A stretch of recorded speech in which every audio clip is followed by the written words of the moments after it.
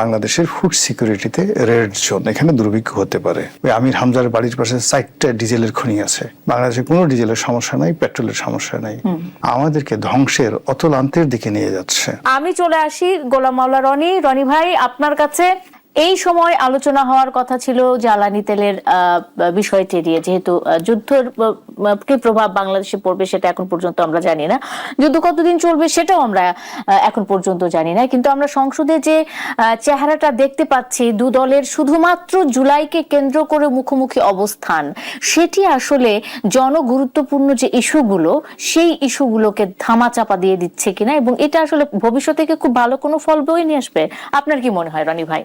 প্রথমত হলো যে এখন বাংলাদেশের যে অবস্থা, আমার কাছে মনে হয় যে একটা সর্বদলীয় কমিটি করা উচিত সংসদের ভিতর এবং বাইরে। যারা প্রিচার আছেন, যারা সমাজে ইনফ্লুয়েন্স রাখেন, যারা মিডিয়া ব্যক্তিত্ব আছেন, সাংবাদিক, সাহিত্যিক, সবার ভিতর থেকে মানে সরকারের একটা বন্ড তৈরি করা। এবং এটা এখন সংসদে যে বিষয়গুলো নিয়ে আলোচনা হচ্ছে তাদের চাইতে বা সেগুলোর চাইতে হাজার হাজার গুণ বেশি গুরুত্বপূর্ণ। কেন গুরুত্বপূর্ণ? আজ থেকে মাস 3 আগে যখন যুদ্ধ শুরু হয়নি, তখন জাতিসংঘ একটা যে তাদের যে FAO, তারা একটা রিপোর্ট বের করেছে এবং সেই রিপোর্টে বাংলাদেশকে লাল তালিকাভুক্ত করেছে যে এখানে খাদ্য সংকট দেখা দিবে। 1 2 নম্বর হলো যে ডক্টর মোহাম্মদ ইউনূস যখন ছিলেন তখন IMF, ওয়ার্ল্ড ব্যাংক, জাইকা থেকে শুরু করে অন্যান্য যে ফাইন্যান্সিয়াল ইনস্টিটিউশন, তারা প্রেডিক্ট করেছিল যে বাংলাদেশে যেভাবে চলছে তাতে 3 থেকে 3.5% জিডিপি হবে, যেটা শেখ হাসিনা যখন রেখে গিয়েছিলেন ইট ওয়াজ অলমোস্ট 7%, তো তার অর্ধেক। আমাদের দেশের যে অর্থনীতি এবং যেভাবে জিডিপি ক্যালকুলেশন হয়, সেখানে 3 থেকে 3.5% জিডিপি মানে এখানে অলমোস্ট 80 to 90% একটা ঝুঁকি থাকে দুর্ভিক্ষ হওয়ার। তো দেখুন, যখন মানে ওয়ার্ল্ড ব্যাংক বলছে, IMF বলছে যে এখানে 3 থেকে 3.5% জিডিপি হবে, ঠিক তার সঙ্গে জাতিসংঘের অন্য একটা প্রতিষ্ঠান যেটা FAO, তারা বলছে যে বাংলাদেশের ফুড সিকিউরিটিতে রেড জোন, এখানে দুর্ভিক্ষ হতে পারে, ক্লিয়ার ইট। এই যুদ্ধ শুরু হওয়ার পর সমস্ত অর্থনীতিবিদ বাংলাদেশের এবং দেশের বাইরে, ইনক্লুডিং IMF, তারা যেটা বলছে যে এই বাংলাদেশের যে অর্থনৈতিক সংকট, জিডিপি নিয়ে এমন অবস্থা হয়েছে যে এখন এই জিডিপি আর কোনো প্লাসে থাকবে না, এটি -1 to 2% হয়ে যাবে।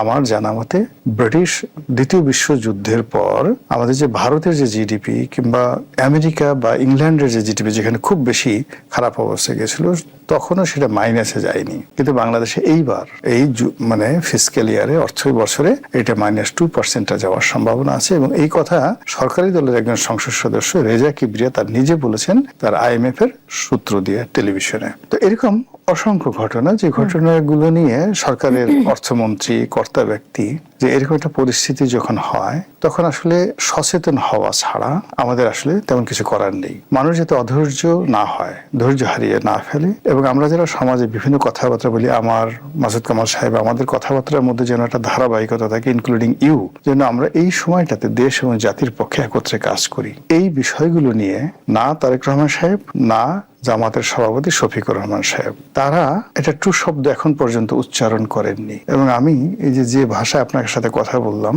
আজ পর্যন্ত গত 3 মাসে এই 2 নেতার মুখ দিয়ে বা তাদের কোনো কর্তা ব্যক্তি, তাদের যারা সাহাবী রয়েছেন, তাদের যারা ডান হাত বাম হাত রয়েছেন, তাদের মুখ থেকেও এই জাতীয় সমস্যা নিয়ে কোনো কথাবার্তা আমরা শুনতেছি না।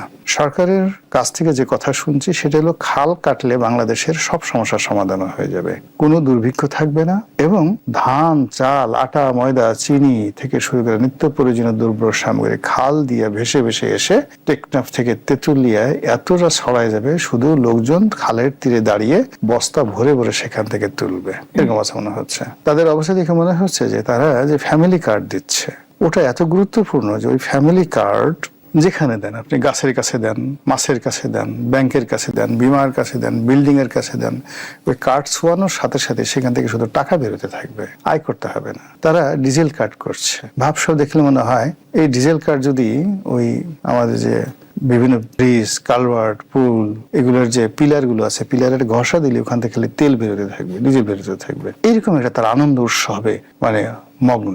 অন্যদিকে জামাত, এনসিপি, তাদের বক্তব্য হলো যে এই মুহূর্তে যদি জুলাই সনদ পাশ হয়ে যায় পাশ হওয়ার সাথে সাথে বাংলাদেশে 100টা ডিজেলের খনি আবিষ্কার হয়ে যাবে, পাওয়া যাবে মুহূর্তের মধ্যে। আল্লাহ স্বপ্নে দেখাই দেবে যে তোমাদের আর জান্নাত ঠান্নাতের এই সমস্ত বেশি একটু পরে পরে করো। ওই জায়গাতে জামাতের বাড়ির নেতার, অমুক নেতার বাড়ির পাশে, ওই আমির হামজার বাড়ির পাশে 4টা ডিজেলের খনি আছে।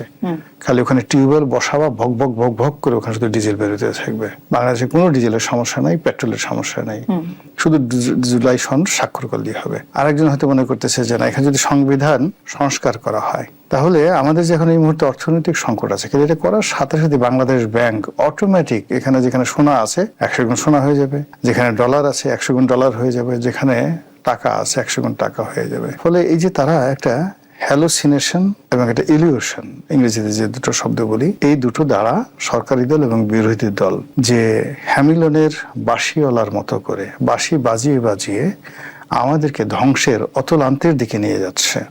সংসদ কি আসলে কোন রকমের সমাধান ছাড়াই কোন আলোচনাতে চলছে? মানে এমনটাই তো মনে হচ্ছে না। আমি এখানে মানে এখানে সংসদের কতগুলো বিষয় থাকে। ফার্স্ট থিং হলো যে এখানে প্রশ্নোত্তর পর্ব থাকে, পয়েন্ট অফ অর্ডারে তারা দাঁড়িয়ে কথা বলে জনগুরুত্বপূর্ণ বিষয়, বা ওখানে সংসদে কারো যদি অধিকার ক্ষুণ্ণ হয়, এরপর তারা নোটিশ দেয়, যে কোনো জনগুরুত্বপূর্ণ বিষয়ে নোটিশ দেয়। এর বাইরে রাষ্ট্রপতির ভাষণের উপর তাদের একটা আনলিমিটেড লিবার্টি থাকে তারা কথা বলার জন্য। তো যে কয়টি অধিবেশন হয়েছে রাষ্ট্রপতির ভাষণের উপরে আলোচনা হয়েছে, অনেক বিষয়ে নোটিশ দেওয়া হয়েছে, অনেকে পয়েন্ট অফ অর্ডারে দাঁড়িয়েছেন। তো এই যে জিনিসগুলো হয়েছে, তারা সব ব্যাপার কথা বলেছে, মুক্তিযুদ্ধ নিয়ে কথা বলেছে, রাজাকার নিয়ে কথা বলেছে, তারপর শেষে তাদের ব্যক্তিগত স্বার্থ সংশ্লিষ্ট বিষয় নিয়ে কথা বলেছে, একে অপরকে ভুয়া ভুয়া বলেছে, একে অপরকে গালাগাল করেছে, ঠাট্টা করেছে, মস্কারা করেছে, সবই করেছে। কিন্তু আপনার আমার